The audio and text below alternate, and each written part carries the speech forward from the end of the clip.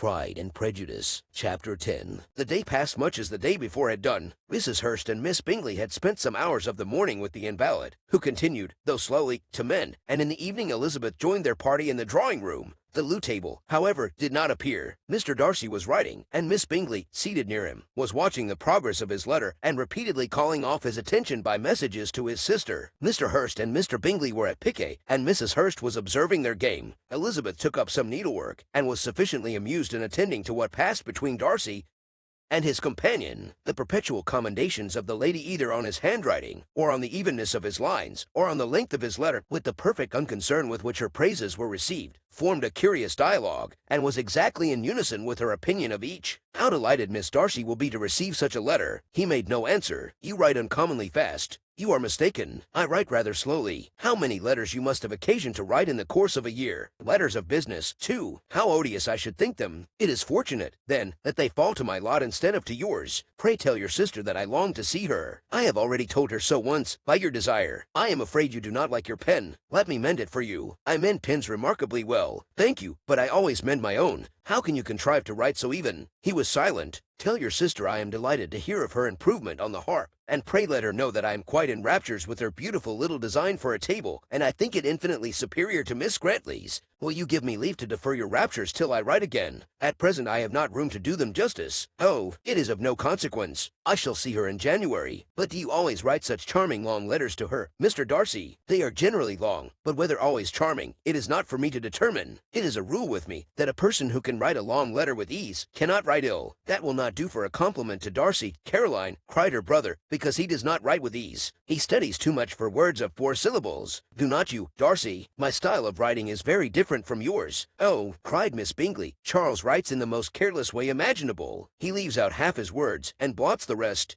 My ideas flow so rapidly that I have not time to express them, by which means my letters sometimes convey no ideas at all to my correspondents. Your humility, Mr. Bingley, said Elizabeth, must disarm reproof. Nothing is more deceitful, said Darcy, than the appearance of humility. It is often only carelessness of opinion, and sometimes an indirect boast. And which of the two do you call my little recent piece of modesty? The indirect boast, for you are really proud of your defects in writing, because you consider them as proceeding from a rapidity of thought and carelessness of execution, which, if not estimable, you think at least highly interesting. The power of doing anything with quickness is always much prized by the possessor, and often without any attention to the imperfection of the performance. When you told Mrs. Bennet this morning that if you ever resolved on quitting Netherfield you should be gone in 5 minutes, you meant it to be a sort of panegyric, of compliment to yourself, and yet what is there so very laudable in a precipitance which must leave very necessary business undone, and can be of no real advantage to yourself or any one else? Nay, cried Bingley, this is too much, to remember at night all the foolish things that were said in the morning. And yet, upon my honor, I believed what I said of myself to be true, and I believe it at this moment. At least, therefore, I did not assume the character of needless precipitance merely to show off before the ladies. I dare say you believed it, but I am by no means convinced that you would be gone with such celerity. Your conduct would be quite as dependent on chance as that of any man I know, and if, as you were mounting your horse, a friend were to say, Bingley, you had better stay till next week, you would probably do it. You would probably not go, and, at another word, might stay a month. You have only proved by this, cried Elizabeth, that Mr. Bingley did not do justice to his own disposition. You have shown him off now much more than he did himself. I am exceedingly gratified, said Bingley, by your converting what my friend says into a compliment on the sweetness of my temper, but I am afraid you are giving in a turn which that gentleman did by no means intend, for he would certainly think the better of me if under such a circumstance I were to give a flat denial, and ride off as fast as I could. Would Mr. Darcy then consider the rashness of your original intention as atoned for by your obstinacy in adhering to it? Upon my word, I cannot exactly explain the matter. Darcy must speak for himself. You expect me to account for opinions which you choose to call mine, but which I have never acknowledged. Allowing the case, however, to stand according to your representation, you must remember, Miss Bennet, that the friend who is supposed to desire his return to the house and the delay of his plan has merely desired it, asked it without offering one argument in favor of its propriety. To yield readily, easily, to the persuasion of a friend is no merit with you. To yield without conviction is no compliment to the understanding of either. You appear to me, Mr. Darcy, to allow nothing for the influence of friendship and affection. A regard for the requester would often make one readily yield to a request request without waiting for arguments to reason one into it. I am not particularly speaking of such a case as you have supposed about Mr. Bingley. We may as well wait, perhaps, till the circumstance occurs, before we discuss the discretion of his behavior thereupon. But in general and ordinary cases between friend and friend, where one of them is desired by the other to change a resolution of no very great moment, should you think ill of that person for complying with the desire without waiting to be argued into it? Will it not be advisable, before we proceed on this subject, to arrange with rather more precision the degree of importance which is to appertain to this request, as well as the degree of intimacy subsisting between the parties? By all means, cried Bingley, let us hear all the particulars, not forgetting their comparative height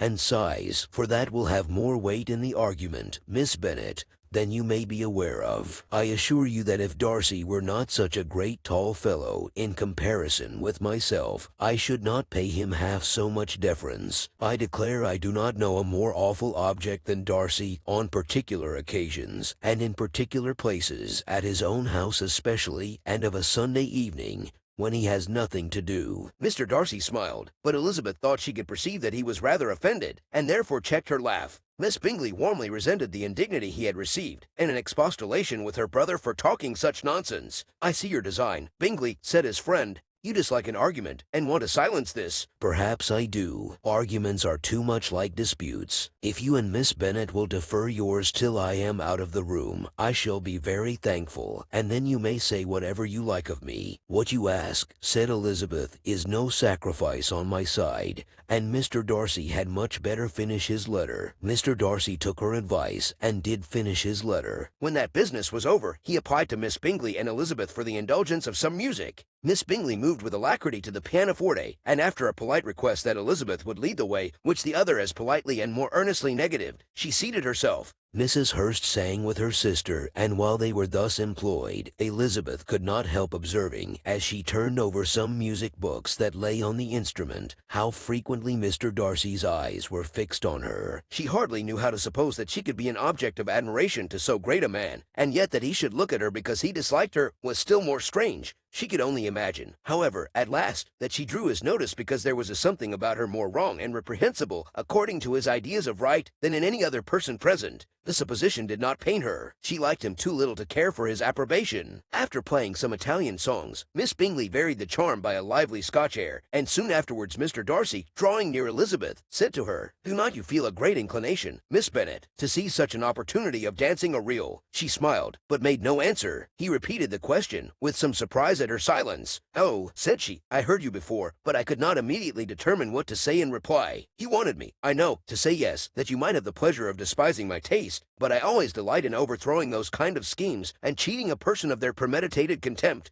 I have, therefore, made up my mind to tell you that I do not want to dance a reel at all, and now despise me if you dare. Indeed, I do not dare." Elizabeth, having rather expected to affront him, was amazed at his gallantry, but there was a mixture of sweetness and archness in her manner which made it difficult for her to affront anybody, and Darcy had never been so bewitched by any woman as he was by her. He really believed that were it not for the inferiority of her connections, he should be in some danger. Miss Bingley saw, or suspected enough to be jealous, and her great anxiety for the recovery of her dear friend Jane received some assistance from her desire of getting rid of Elizabeth. She often tried to provoke Darcy into disliking her guest, by talking of their supposed marriage, and planning his happiness in such an alliance. "I hope," said she, as they were walking together in the shrubbery the next day, "you will give your mother-in-law a few hints, when this desirable event takes place, as to the advantage of holding her tongue, and if you can compass it, do cure the younger girls of running after the officers. And, if I may mention so delicate a subject, endeavor to check that little something, bordering on conceit and impertinence, which your lady possesses. Have you anything else to propose for my domestic felicity? Oh, yes, do let the portraits of your uncle and Aunt Phillips be placed in the gallery at Pemberley. Put them next to your great uncle the judge. They are in the same profession, you know, only in different lines. As for your Elizabeth's picture, you must not attempt to have it taken, for what painter could do justice to those beautiful eyes? It would not be easy, indeed, to catch their expression, but their color and shape, and the eyelashes, so remarkably fine, might be copied." At that moment they were met from another walk by Mrs. Hurst and Elizabeth herself.